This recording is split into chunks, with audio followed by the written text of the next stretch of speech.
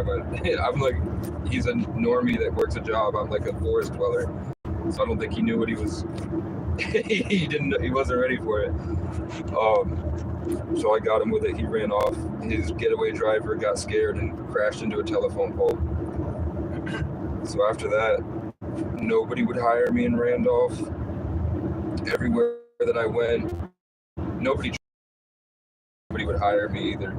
They just wanted me to move on and like go to Montpelier or something. That's a nice truck with the red taillights. But I didn't want to leave yet. I moved into the forest and I was living in a cabin out there, like an abandoned shack. So there was no doors or windows or anything. I was out in the woods.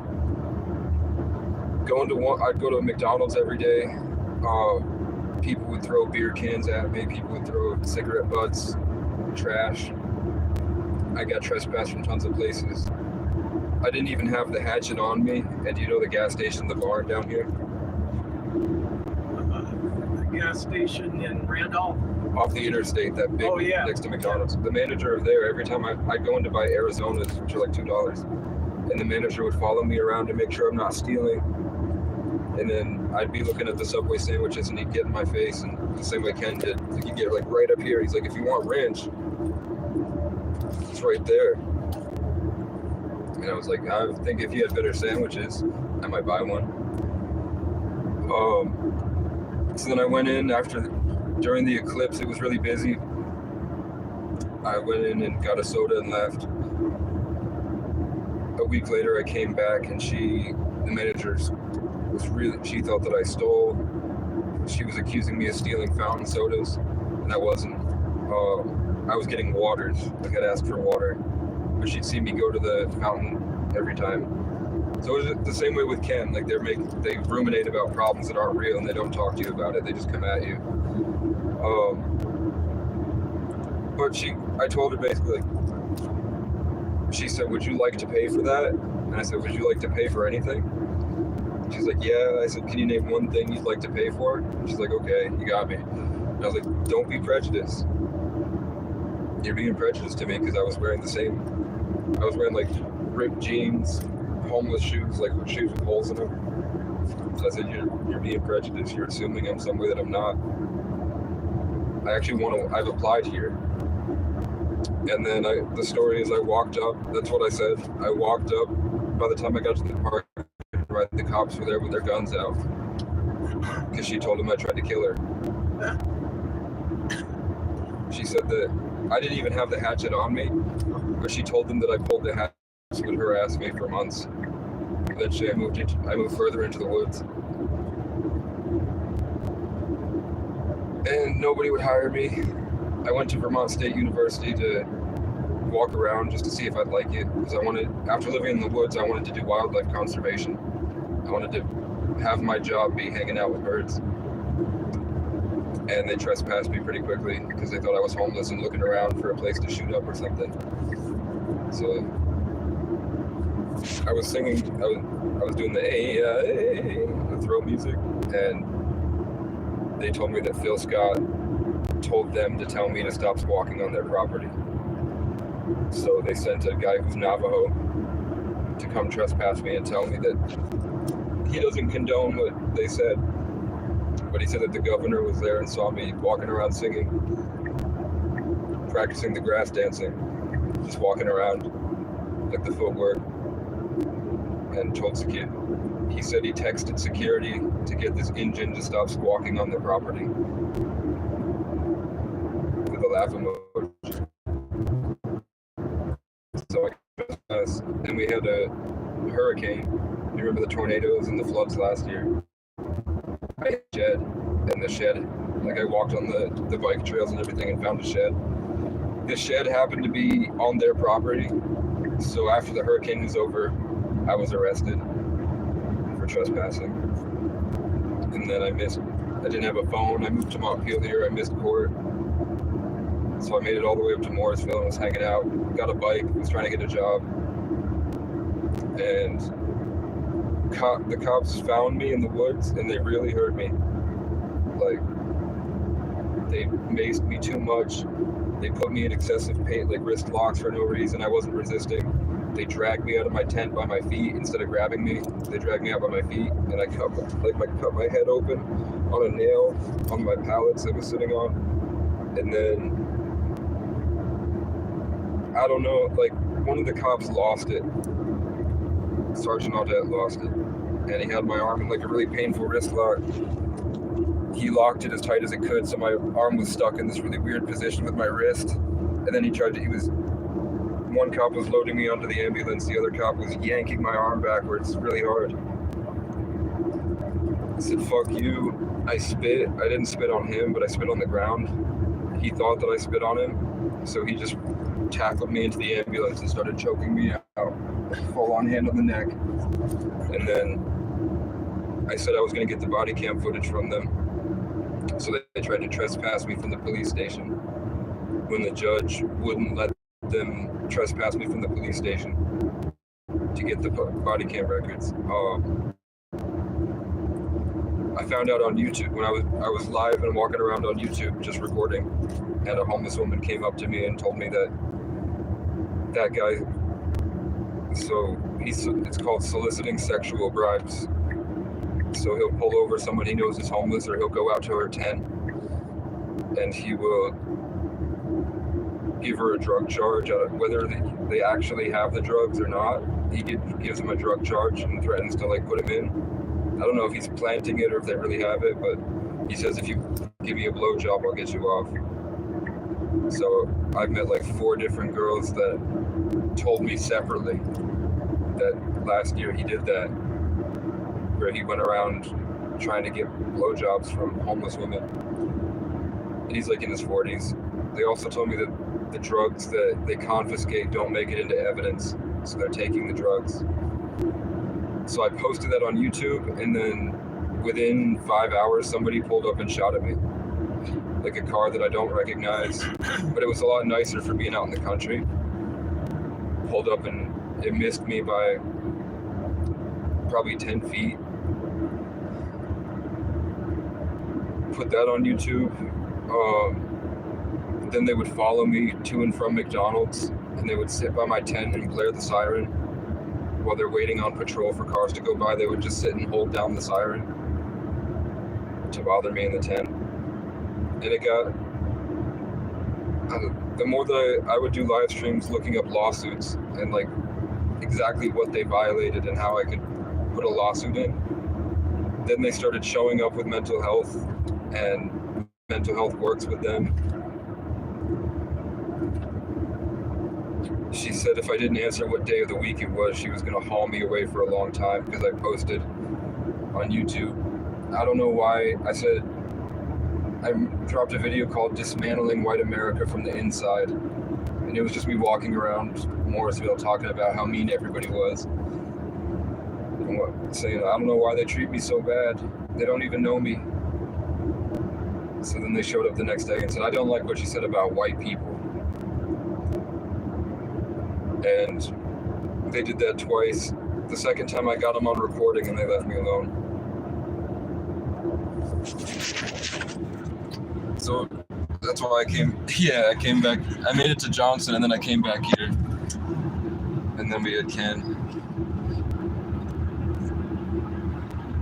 They wanted me to be a youth pastor at the church. And they wanted me to talk to this woman that I guess camped out outside the Capitol building for homeless people. They wanted to get the people in the building there, wanted to get me in touch with her to talk about everything I've been through.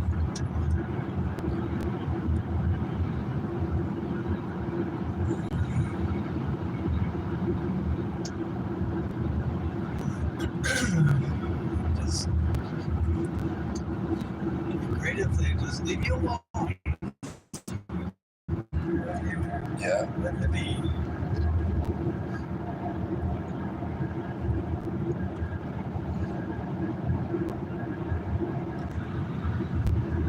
That's what I'm hoping. Now I have to worry about bears. Sorry? Now I have to worry about bears.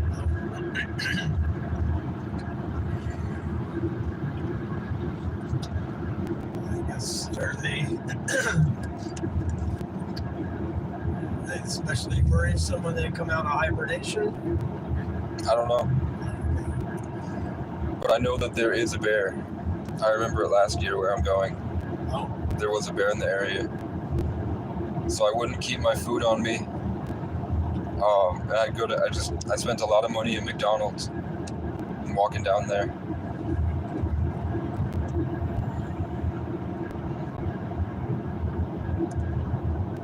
But now I have pasta and stuff, and I'm gonna try to stay outside longer. I'll probably end up having to call you guys again. I don't really want to. It's a lot of money to take the train. It's $12 plus if I have all this stuff. from Randolph to Yeah, Montpelier or something. yeah. 'Cause I want to come back. People are selling. There's really cheap power tools in Barrie right now. They're selling like $600 worth of Ryobi power tools for like $150, and I've got like $89.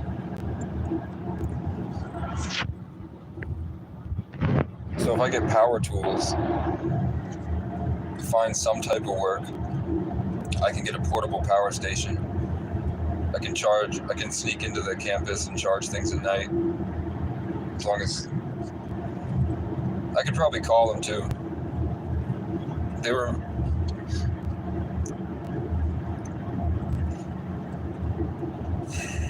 It just sucks. I felt like I was at war against suburban white people. Like homeless people I guess there's a small handful of people that are addicted in homelessness.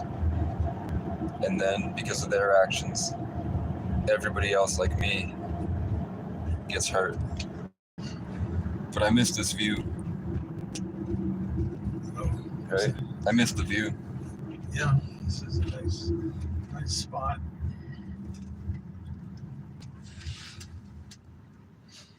My wife and I lived in Randolph Center for a few years back in the 80s.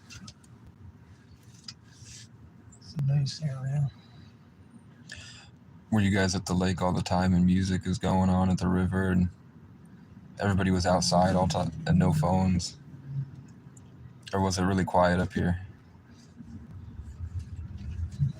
When I hear about the 70s, I think about like thousands of people outside hanging out. Well, I'm asking you what was it like basically? Oh, yeah, well, mostly I worked on a vegetable farm, so it was fun.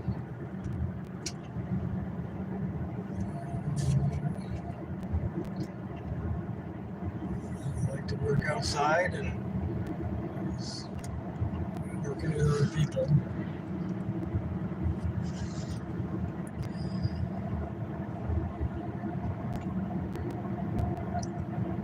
That's nice.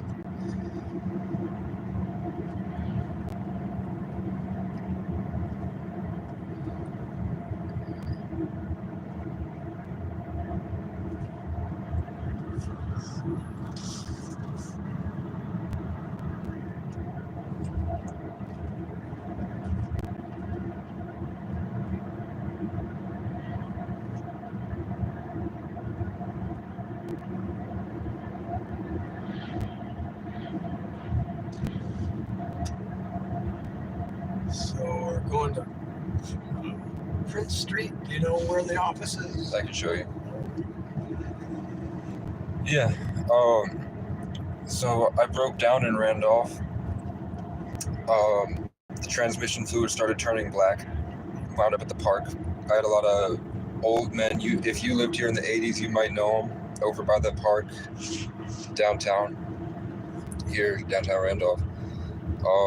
They would show up in military uniforms and would stomp around me. Like I had an old guy and his friend, like two old guys, put on their uniforms and came out of their trailer to come stomp around. But the point was, there's a guy named Michael O'Brien, who his alias was Casey. He went by Casey O'Brien. Michael Casey in quotes. and I guess he got caught here delivering 500 pounds of heroin in his car. It was something like 500 bags. I don't know how much a bag is, but he had 500 bags of heroin in his car. So he got trespassed from half the town. Everybody hated him, and they hated homeless people. So then I show up, and because my name's Casey O'Brien, when I go to buy Black and Milds at the store, the police would show up because they thought that I was the other Casey. So we'd have to figure out, like, I'd have to get the manager here and show them, like, I'm the wrong Casey O'Brien. I just had the same name. So that was part of it, like the rumors, and then that Casey O'Brien story really made people upset, like put me in a negative light. So Casey, who we're about to meet down here in Capstone, and a guy named Michael who works at the Clara Martin Center helped me stop the rumors. Uh-huh. And then the only person in town that would like help me and give me opportunities was Ray over at Rumor Has It. So it was really cool that I came here, try to make a better life, and because of rumors, they really kind of tormented me. And then because of somebody named Michael Casey, and then someone named Michael and someone named Casey. To help you out. Yeah, and the guy at Rumor Has It. And I came here, I wanted to do YouTube content. I wanted to get a bearskin rug and wear it to like be different, like the wild man in the woods with the bear fur rug jacket. I thought it would be really cool for music videos and stuff too. We're gonna go left. Yeah, left. And then if you go into Rumor Has It here at the thrift store, there's a rug made out of a bear fur. So this is Prince Street on the right here. It goes down under this bridge. This was the laundromat where it happened.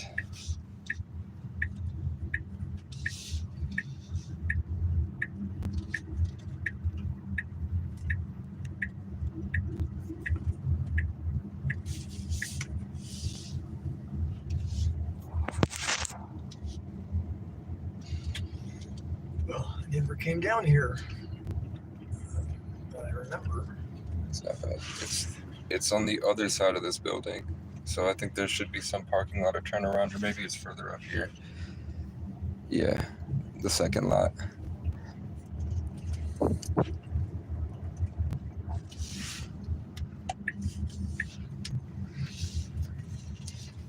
And we're here.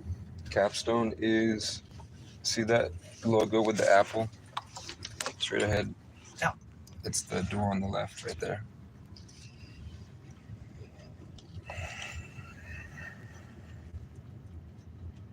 I'm happy I'm back on my adventure.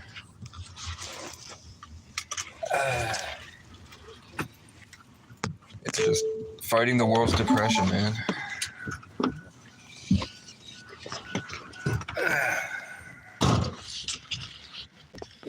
All right.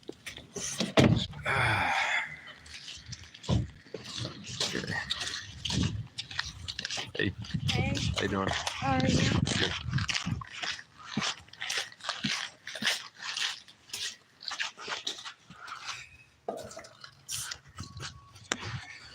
I don't want to lose my friendly vibes.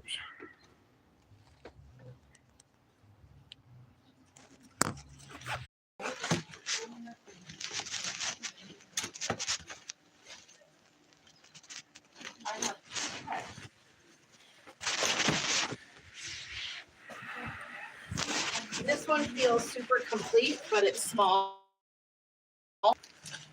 This one I'm not 100% sure of. I don't I care. don't feel any. I don't care if it doesn't have tent stakes, as long as it's got the. I don't know if it has poles. That's Okay. the. I don't know. But it might be something that's bendy. You know what I mean? Yeah. And I haven't ventured to open it yet. This one I know has stakes in it Okay. because I can feel them, you know. And it's brand new. This one has stakes. It's a Johansson. I think it's a good tent. but I don't know that it's complete. Oh, now you're gonna not be able to get it back in the bag.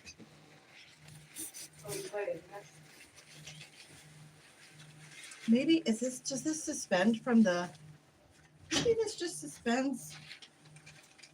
Oh wait, It doesn't need to. it doesn't need stakes because it's more like a tarp to go over it. So it's not a tent. It's not a tent. It's a Okay. tarp that goes over a tent.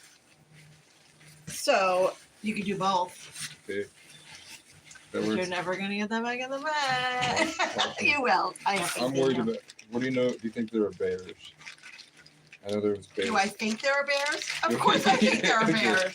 Okay, just Is wanted to. that like a, do you believe in bears? As long as we're on the same page. Yeah, yes, I We do think believe in of bears. Did you think I do have food? Like I was safe from the bears last year because I was getting McDonald's and now I can't afford it. So, yeah, Yeah, so. I- There are bears in the area. there are always bears in here. Okay. And we have to go with that assumption all the time. There are bears in the area, right? There are bears in the area. Terrible, my bad. Of course. You ever get one? Yeah. Of course.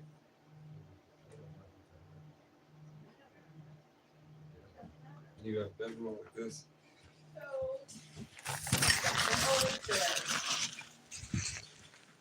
That's the blanket statement. There are always bears. The tent statement. Okay. And then, what are you gonna do? Are you gonna do anything in town today? Do you have to do anything? I don't want drama. I don't want drama either. I don't think there's no reason I need to be anywhere. I don't have food stamps. Okay, you don't get food stamps at all? I used them all. Okay, but you do get them. Yeah, I bought a bunch of stuff to prepare for the month because I thought I was going to be there. So I bought like cheese and a bunch of protein pasta. I just got the pull-up and dip bar, so I was working on that. Mhm. I was going to get buff, but I wanted to walk around anyway. They have some of our, what's today, Thursday? Yeah. We have up until 5 today. I will call Rachel and see if I'm pretty sure they have sleeping bags next door.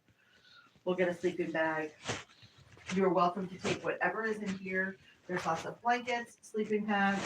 There's blankets over here too. That's a big homemade sleeping pad. It's huge. It'll probably take up a lot of space in a tent. Okay, it's up to you. It's not up to me, it's up to you.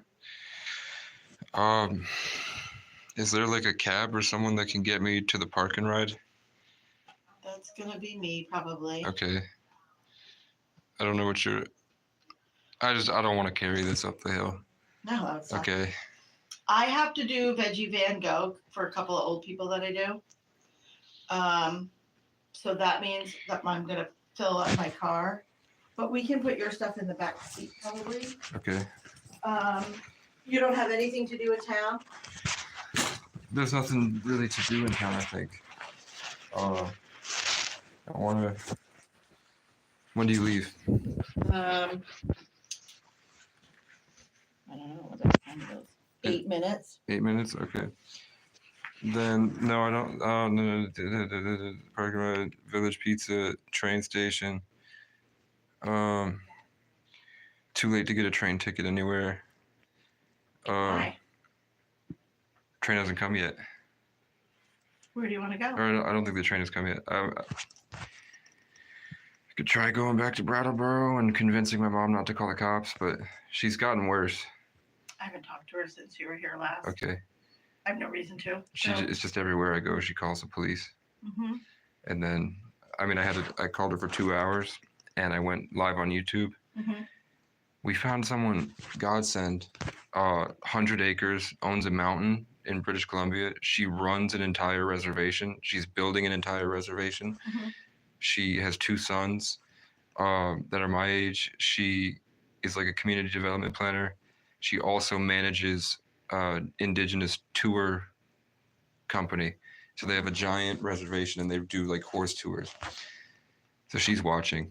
So Right. her opinion, her not liking my mom really hit her because she's younger than my mom and rich. She has not sent me any money. I wish that she'd send me $1 million so that we could build a shelter. I think she runs her own shelter in Vancouver. Really? Yeah, she said something like that. She's a Libra. She's a Libra. She not liking, Yeah. after she said she didn't like my mom changed. Garbage bag.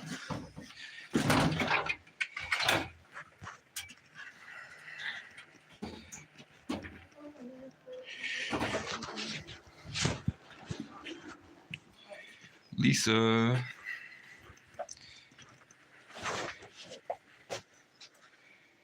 I guess, yeah, pick out one of these. I'll have you. Oh, you got one. I got the biggest one. I don't know. Yeah. I'm worried that it's not bigger. I mean, I think they're all the same, really. Okay. I don't want the green, but I'll take the blue. Because the blue has a handle. Okay. Let's get your Okay. stuff in the back of my car, and then.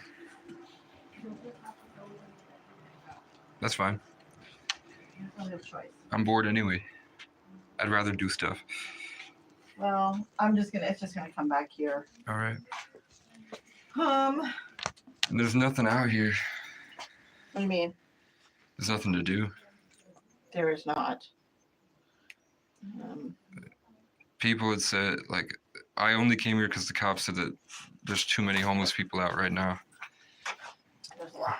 And I didn't have a tent or a cot or a sleeping bag It's true. or a heater. All right, I could be back here by 1. Okay.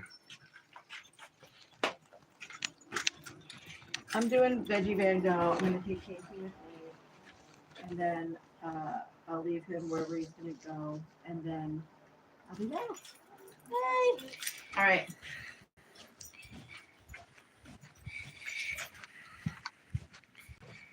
Open the trunk of my car. Okay. Veggie Van Go. Is it open? I don't know. Park straight ahead. The trunk will be open. No, not that I can see.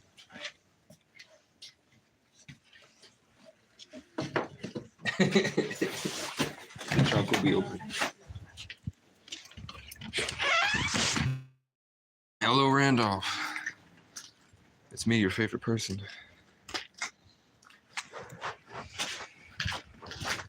I'm back in my nice boots I don't want dirty in the dirtiest place.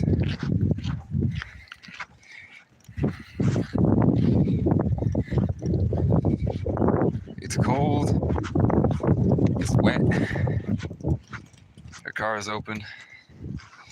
I'm gonna shove you in my pocket so I can carry this stuff.